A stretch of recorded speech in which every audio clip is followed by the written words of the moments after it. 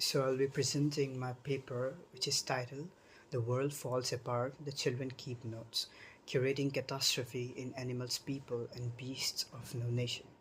This is an undergraduate paper, so I hope you will listen to this according to my own academic levels. Thank you. So here I begin. In the dense thicket of literary history, the figure of the child has long been curated through archetypes of innocence, maturity, and a coherence predicated on redemptive developmental suffering. These features, naturalized within the liberal humanist tradition and bolstered by the impossibility of a fiction that speaks to children rather than for adult fantasies of them, have functioned as the primary visions of childhood's organization. However, recent interventions in post-colonial and trauma studies suggest that childhood is the historical side of the impossible, a realm where the teleological promise of linear development is structurally dismantled by the weight of catastrophe. This paper enters this critical realm by reading childhood not as psychic constant but as a conceptual formulation strained by the intersection of toxicity, militarization, and forced witnessing.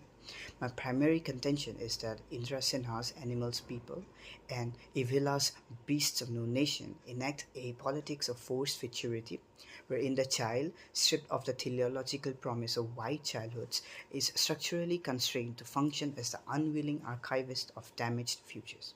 Through a comparative reading, I argue that the heavy childhood in these texts is not a linguistic metaphor, but a political reality characterized by what Rob Nixon terms slow violence, a violence that within quotes is neither spectacular nor instantaneous, but rather incremental and accretive. In Kofpur, toxicity is registered as both a corporal condition and an epistemic framework, where in Aku's fractured world, militarization reorganizes perception through a breath-driven syntax that mirrors the within quotes enigma of the otherness of a human voice that cries out from the wound. Working through the intersections of affect and post-coloniality, and drawing on the everyday injury theorized by Veena Das, this analysis will resist the sentimentalization of the child witness. Instead, I assert that their testimony is predicated on an involuntary of an unbearable literariness. This is a literariness that emerges from the crisis of witnessing, where the child is forced into the contradictory role of chronicler, survivor, and witness to a history that remains, in many ways, what Karut calls unclaimed. Broadly, then, I seek to examine what futures remain imaginable when the last curators of catastrophe are children, existing in a state of structural abandonment where nostalgia ceases to be a sentimental return and becomes instead a stark index of a world falling apart. So, my first section is titled Corporeal Archives, Toxicity and Sideways Growth of the Non-Human. In the construction of the liberal humanist novel, the child's body is often a vessel for potentiality, a site of vertical aspiration toward a future of health and social integration. Yet in Kofpur, this teleological curve is shattered by the slow violence of the company, producing a corporeal condition that refuses to be narrativized as a temporary detour toward a cure. Animal, the protagonist of Senha's work, embodies a radical growing sideways, a concept that Stockton deploys to describe a, within quotes, moving suspension that resists the uprightness of normative development. Animal's spine, twisted by the chemical disaster, necessitates a four-footed crawl that he pointedly refuses to frame as a disability. Instead, it is a deconstructed archetype. He identifies not with the human category that abandoned him, but with a singular animalistic animacy. I used to be a human once, so I am told. I don't remember it myself, but people who knew me when I was small say I walked on 2 feet just like a human being. Then the back breaking began. By asserting that I am a person but I am not a human, Animal creates a, within quotes, stalling of redemption that remains parallel to what Veena Das describes as the everyday injury of social suffering. His body becomes an irreducible opacity, a living archive of a catastrophe that adult societies wishes to relegate to the past. The non arrival of meaning in his physical form is a strategic resistance. By refusing to stand, he refuses to acknowledge a future predicated on the Victorian white childhoods of chastity and containment. This sideways growth is not merely a biological fact but a narratological sidestep that forces the reader to confront a forced futurity. Animals' 4 feet are the methodological background of his testimony. They register the earth, poisoned, neglected, and abandoned in a way that the upright world cannot. As Stockton suggests, growing sideways is a way of, within quotes, extending the time of the middle. And for animal, this middle is the toxic aftermath. His physicality becomes the ground on which the doings of childhood are produced and undone, proving that the heavy childhood is less about the loss of presumed innocence and more about an incapability of bearing historical violence within the frames of traditional development. Consequently, the sideways child remains opaque and narratively irreducible, serving as a stark index of a world where the future is not a destination but a debris field of adult mismanagement. My next section is titled The Breath Driven Syntax, Militarization and the Orality of Survival. In the fractured narration of Beasts of No Nation, the reorganization of the child's perception is registered primarily at the level of syntax, a breath-driven form that demonstrates how militarization consumes the linguistic capacity for linear history. If, as Adriana Caballero posits, the voice is the embodied uniqueness of a singular existence that precedes the logical order of language, then Agu's voice serves as a site where the unclaimed experience of trauma is perpetually enacted. The narrative voice in Iwila's prose is not a tool for redemptive reflection, it is a mechanical survival tactic. Aku's speech is stripped of the past perfect, residing in a relentless panting present that mirrors what Karut identifies as the enigma of the otherness of a human voice that cries out from the wound. Agu's narration functions as a strategic fragmentation that resists the coherence of the adult managed war.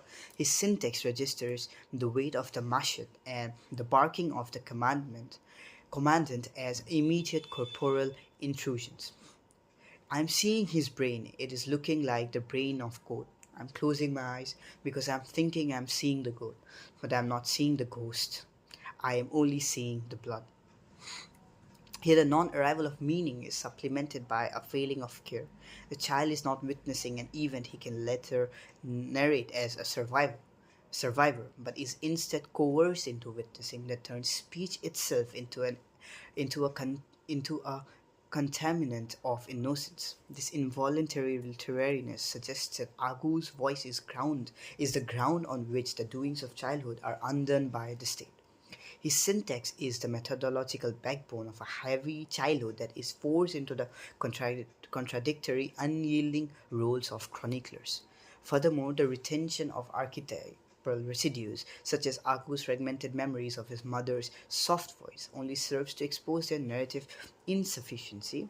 These residues do not preserve innocence, rather, they highlight its structural abandonment in the dialogue between the breath-driven syntax of Agu and the taped addresses of animal. We see a shift from the child as a psychic constant to the child as a linguistic metaphor for a history that is endlessly and impossibly rewriting itself.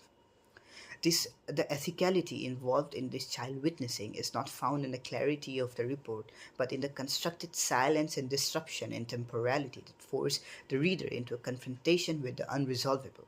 Agu's voice, therefore, is not narrative secured by the teleology of development, but a vocal expression that remains opaque and narratively irreducible, asserting that the world has fallen apart, even as the child continues to keep notes. My next section is called The Ethics of the Unwilling Witness Beyond the Performative Innocence.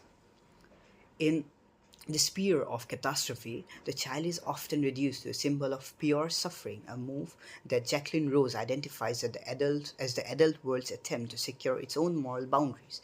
However, by reading Animals, People, and Beasts of No Nation through Robin Bernstein's critique of racial innocence, we find that these children do not merely lose their innocence, rather they expose it as a narrative convenience and an impossibility.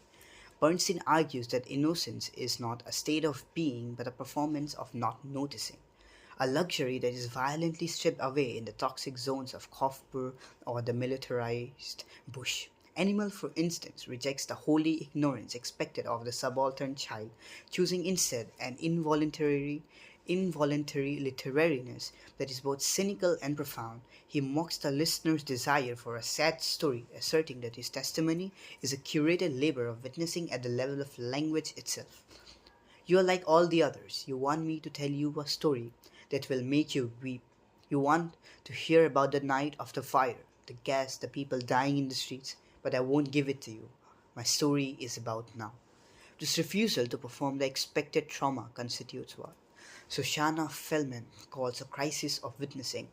Animal is not a passive victim but a chronicler who understands that his taped addresses register toxicity as an epistemic framework.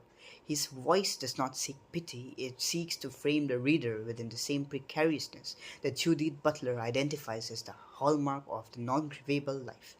Similarly, Agu's role as a child soldier turns the act of speech into a contaminant of innocence. He is forced into the role of an archivist of atrocity where every word recorded is a stark index of structural abandonment.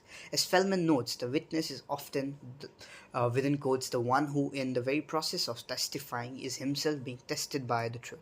Agu's fractured narration is the sound of this testing.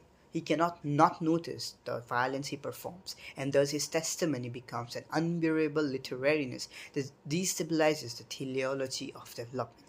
When these two voices are read in dialogue, the heavy childhood emerges as a political reality that forces narrative ethics in a confrontation with the unresolvable. The child witness in these novels does not provide closure or redemption for the adult reader. Instead, they archive the failing of care and the stalling of redemption itself. They remain opaque and narratively irreducible, asserting that their role is not to be saved by the future, but to keep notes on why the future was stolen from them. In this sense, the ethics of their witnessing lies in the refusal to be contained by the Victorian archetype of the holy child, choosing instead to be the last curators of a catastrophe that the adult world refuses to claim. Now, I'm moving towards my conclusion, which I have presumptuously titled Beyond Nostalgia, the Structural Abandonment of the Future.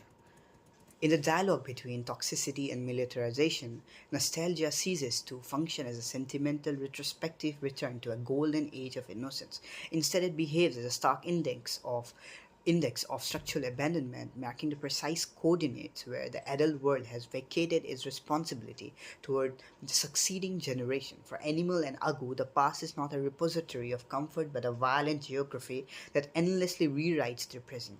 David Punter's exploration of within quotes post-colonial imagining suggests that in such contexts, history is within quotes haunting that refuses to stay buried. In Animals People, the very air of Kafur is thick with the archetypal residues of a pre-gas past that the children can only access through the damaged lungs of their elders. The stories they tell, they're like ghosts. They talk of a time when the city was green and the water didn't taste of metal. But for us, there's only the metal. This non-arrival of meaning in the past parallels with what Judith Butler identifies as the precarity of lives that are never quite grievable because they are not never quite secured by the state.